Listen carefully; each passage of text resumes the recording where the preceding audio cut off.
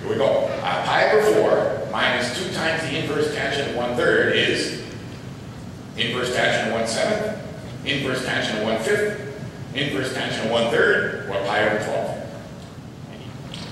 All right. So we'll see this one pretty well. Sam, you answered awfully quickly, I must say. It's been a pretty tough one as far as I'm concerned. We'll see what the correct answer is. How many got it right? 3 people did get it right. It was the inverse tangent 1/7. Sam, as you can tell, is one of them because he's doing the famous math at this point. And so Sam, who else got that right besides Sam?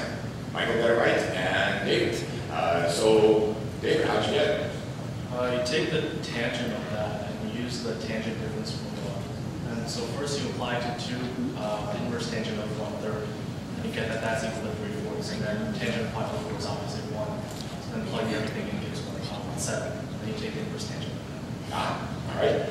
And Michael, is that how you need to do? No, I just like kind of estimated it out. Like I said, like tan of x is concave up.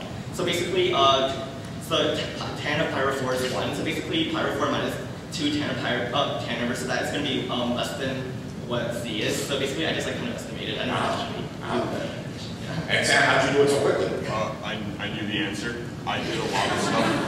I did a lot of stuff like this my freshman year. I forgot what these things are called, but I know a lot of like expressions like this, like tan inverse of 1/3 plus tan inverse of 1/2 is pi over 4, and I just knew the answer immediately. Yeah, so it's actually I didn't learn this my freshman year. I can tell you that. So we learned this when we read Mathematics magazine. Roger Nelson, who was one of the proof about words. I don't know if anyone up on stage has heard about this, but that's an MAA publication, and it's kind of a nice result. And you can kind of work it backwards. Like we were talking about, or estimate. That's very good as well. And so I'm glad Roger, with that many, does that very often. He has a lot of proofs about words. So we'll see what that does to the score. So we still have the 3-way. Oh, of course we still have the 3-way. You guys get it right.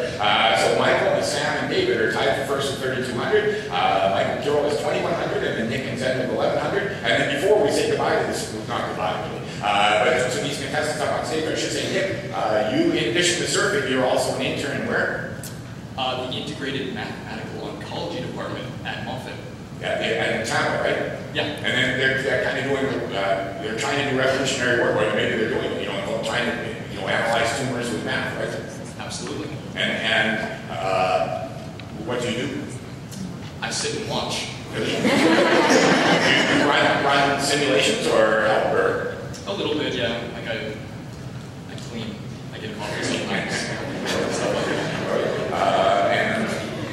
And then Michael, you said you like speed. So how did you like the pace of the game? It's not fast enough. Okay, so now unfortunately we have to break this time. So we have between the three. So I'll congratulate all the contestants. You free stay up on the stage. And Sam, you guys fine? You have fun?